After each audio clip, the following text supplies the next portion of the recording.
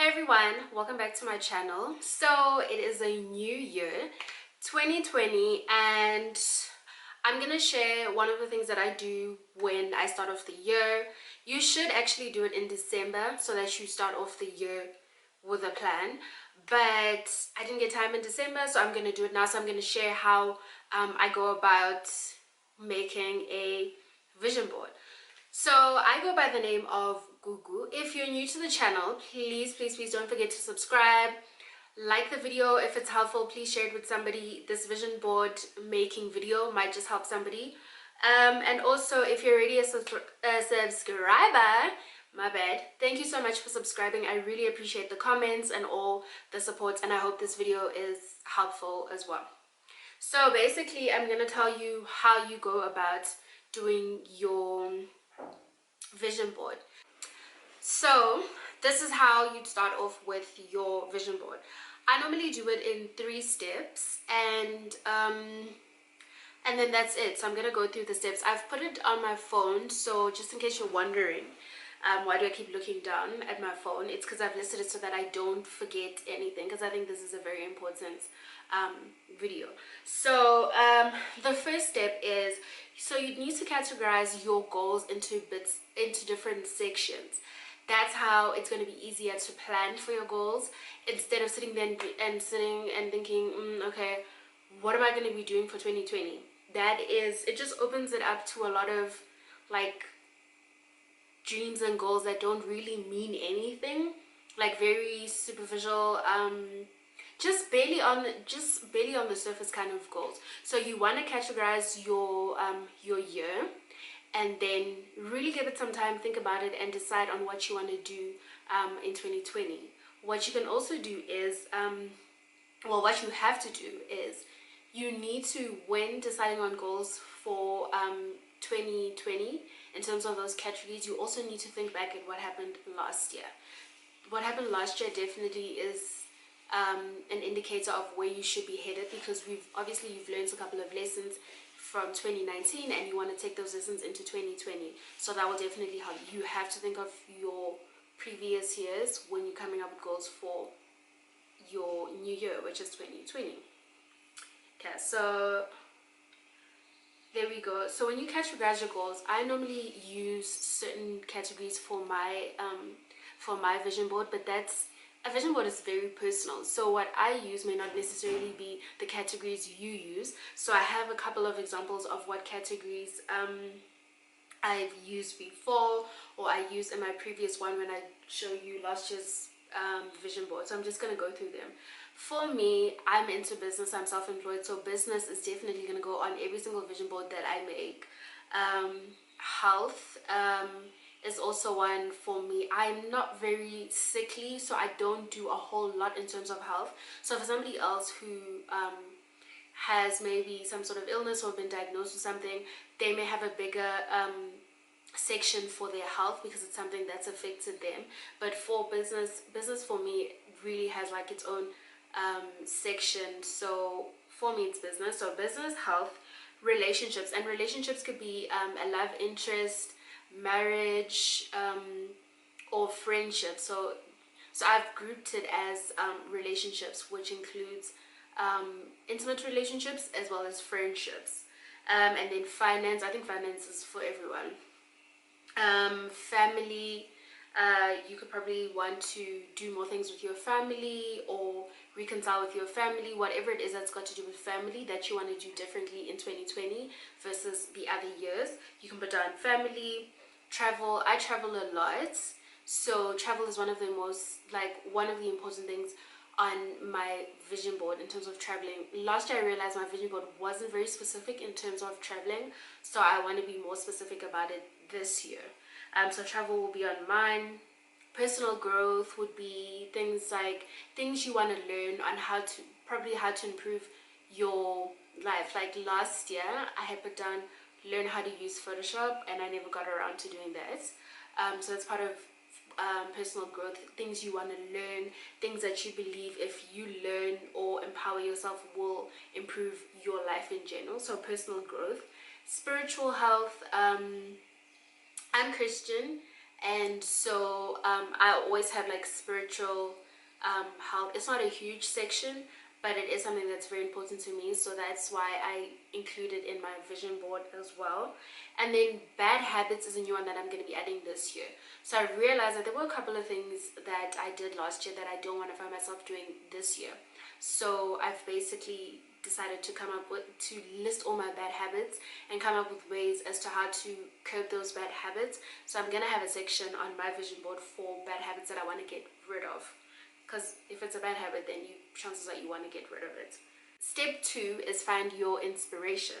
That's what I've called it. And basically what step 2 is, you have basically now grouped your year into different categories in terms of goals, and then you've actually filled those categories in with goals that you would like to achieve in the year 2020.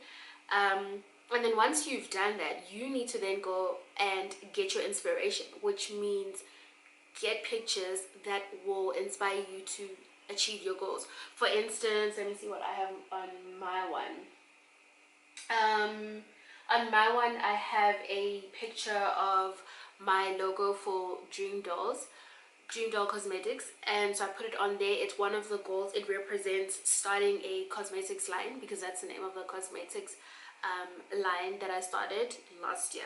So get pictures basically that will mean something to you in terms of achieving your goals. So some people choose to write their goals out, as in write it out and say, okay, goal 1 is this. I choose to use pictures that inspire me every day and remind me of where I'm trying to go in terms of the goals that I've set for that year. So get pictures. You can use magazines, you can use Pinterest, you can draw if you're really good at drawing. I'm not good at that.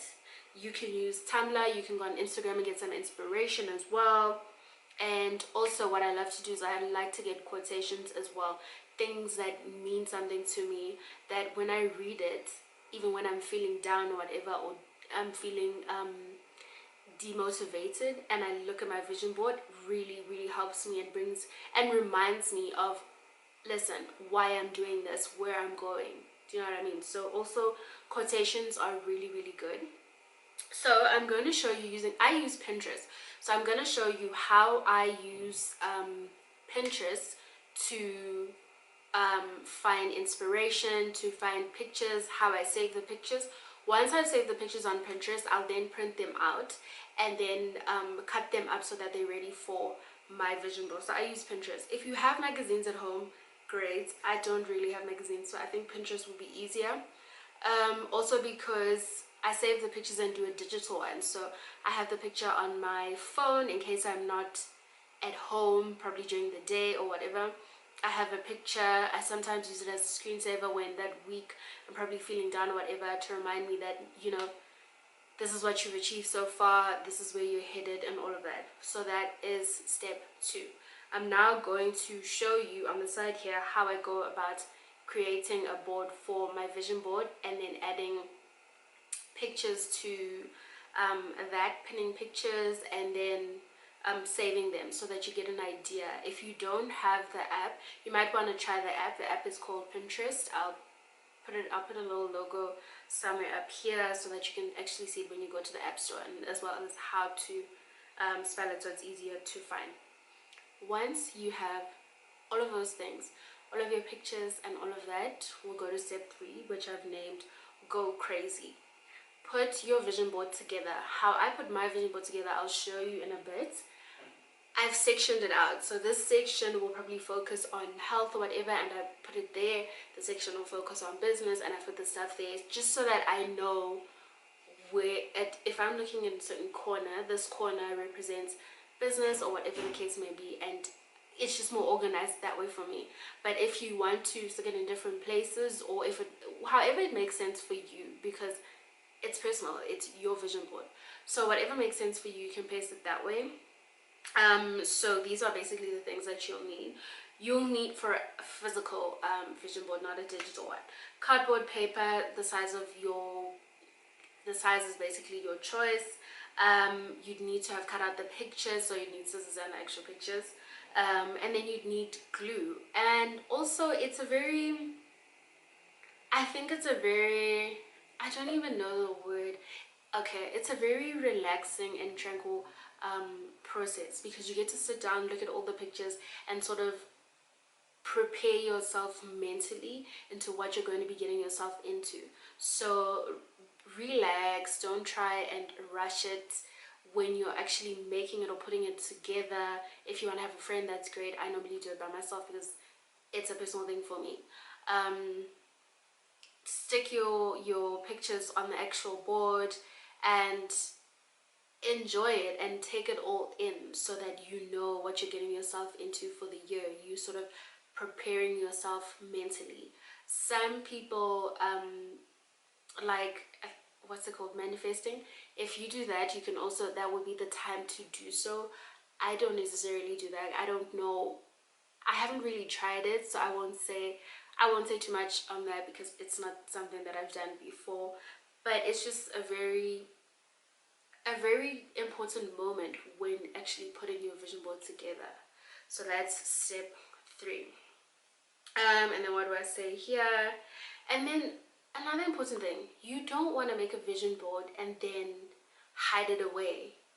You're never gonna see what it is you're planning. I normally well, I put it in my room. I stick it up on the wall. I use press stick, so that when I wake up, it is like, and I don't have pictures and stuff like that on my wall, so there's nothing else that I'm seeing except for the vision board.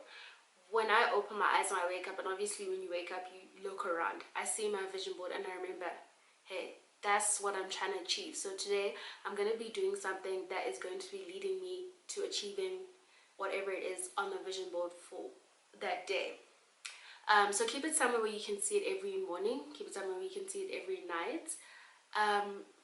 Yeah, that's what you need to do regarding your vision board. It needs to be seen by you, because those are your goals. Okay, now that I've explained how to go about making a vision board, I'm going to review my vision board from last year. I'm not going to show you how I went about doing my 2020 vision board, because I think goals are really personal, and you don't want to put yourself under pressure by like posting it on YouTube or Instagram or whatever, and then people see you and they're like, yeah, but when you posted a Mercedes Benz, and where's your Mercedes Benz? Because that was one of your goals. That means you didn't achieve your goals. I think it just puts it will put unnecessary pressure on me in terms of achieving my goals. I want to do so at my own time, and I want to time it accordingly.